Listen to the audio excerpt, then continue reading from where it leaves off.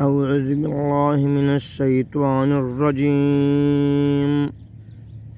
بسم الله الرحمن الرحيم. فالصالحات قانتات حافظات للغيب بما حفظ الله. نن زمون د تقریر موضوع ده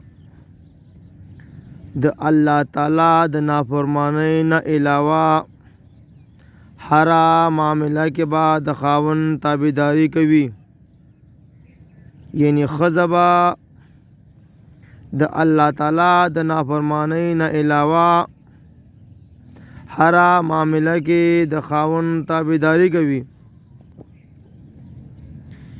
په ښځه باندې د خاوند په حقوقو کې اهم حق دا دی چې د الله تعالی د نافرمانی نه علاوه په هر معامله کې د خاوند تابعداري وکړي او د هغه د نافرمانی نه ځان وساتي.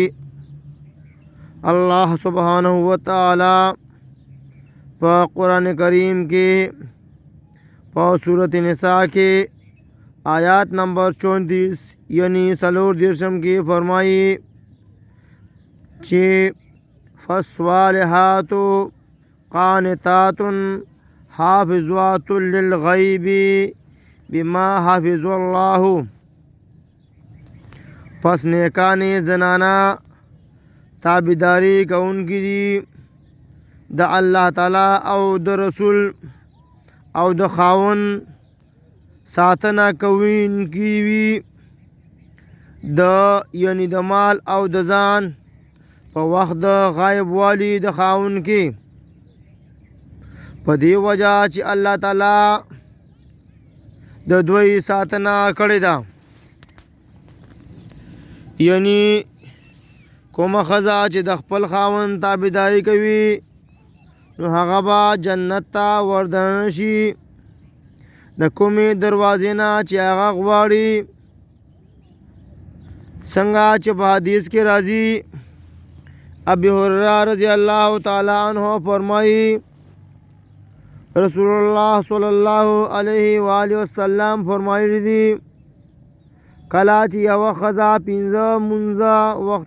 پنځه خپل هر کومه ښځه خپل 15 وخته مونځ کوي، د رمضان د میاشتې روژې نیسي، د عورات حفاظت کوي او د خپل خاوند تابعداري کوي، نو د جنت په دروازو کې چې کومه خوښه وي وردننه بشي. چې په کومه خوښه وي وردننه دي شي.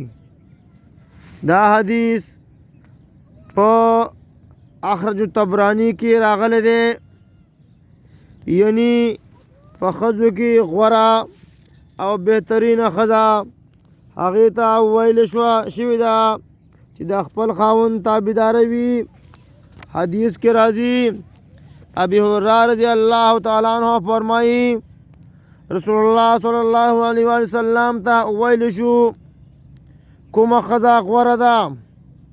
هغه یې فرمایل هغه ښځه چې خاوند ورته وګوري نو خوشحاله کړي، یعنی ځان داسې صفا ساتي او په کولاو تندي ورسره ملاویږي او خبره یې مني. کله چې ورته څه حکم وکړي او د خپل نفس یعنی ځان او مال باره کې د هغه مخالفت نه کوي چې هغه یې بد وګڼي. د خپل خاوند نافرمانی کوونکې ښځې مونځ هم نه قبلیږي، لکه حدیث کې راځي ابن عمر رضی الله تعالی عنہما فرمایي رسول الله صلی الله علیه وسلم فرمایلی دي 2 کسان داسې دي چې د هغې مونځ د هغې د سرونه نه پورته کېږي، یعنی مونځ نه قبلیږي.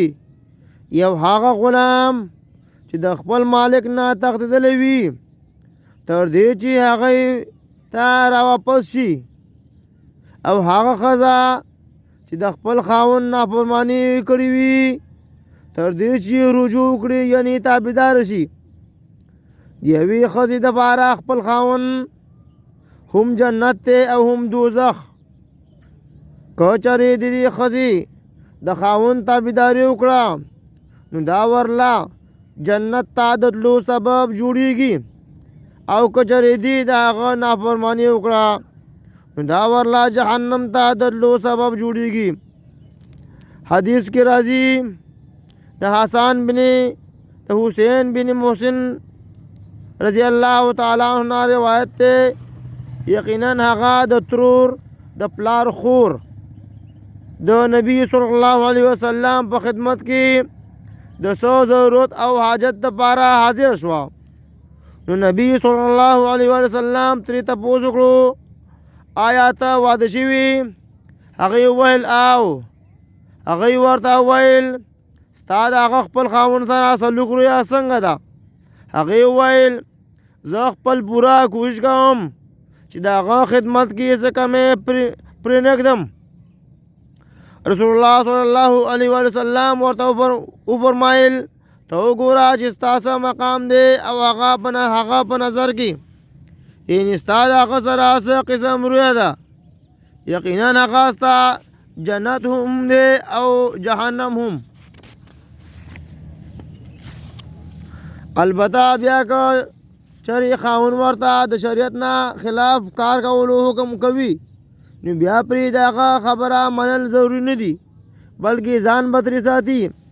حدیث کې راځي علی رضی الله تعالی عنہ فرمایي رسول الله صلی الله علیه وسلم فرمایلی دي نشته دی د چا تابعداري د نافرمانۍ په کارونو کې یقینا تابعداري د نیکو په کارونو کې ده یعنی په نیکو کارونو کې به د خاوند تابعداري کوي او چې د کم کار د اسلام نه خلاف وي نو هغه به نه کوي. د علی رضی الله تعالی عنہ روایت ده چې نبی صلی الله علیه وسلم فرمایي چې د الله جل شانه په نافرمانی کې د مخلوق تابعداري نشته. ابن عمر رضی الله تعالی عنہ فرمایي رسول الله صلی الله علیه وسلم فرمایلی دي تر څو پورې چې د الله تعالی د نافرمانی حکم نوی کړه شوی نو په مسلمان باندې اوریدل او منل لازم دي او که خوښه وي او که نه خوښه او که چېرې د الله تعالی د نافرمانی حکم ورته وکړه شي نو نه پرې اوریدل لازم دي او نه منل یعنی چې کله ورته د الله تعالی د نافرمانی حکم وکړه شي نو بیا به نه مني. بعض خاوندان خپلو بیبیانو ته په ناروا طریقو سره د ځان د سینګارولو حکم کوي لکه عروض نه ویښته لرې کول یا د سر ویښتو سره پردي ویښته لګول یا په ناروا طریقې سره د کوروالي حکم کول یا په خپلوانو د چا سره د ظلم او د زیاتي ورته ویل نو په دې ټولو حالاتو کې به ښځه د خپل خاوند خبره نه مني اگر که په دې سره خاوند خفه کېږي هم ځکه چې په دې کې د الله تعالی نافرماني ده. دا موږ صرف یو څو مثالونه ذکر کړل.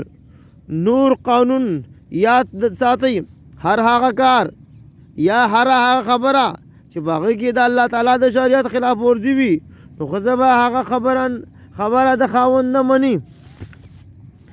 الله تعالی دې موږ له په قرآن او په حدیث باندې د عمل کولو توفیق نصیب کړي او الله تعالی دې موږ نه هغه کار واخلي چې په هغې کې د الله تعالی رضا وي.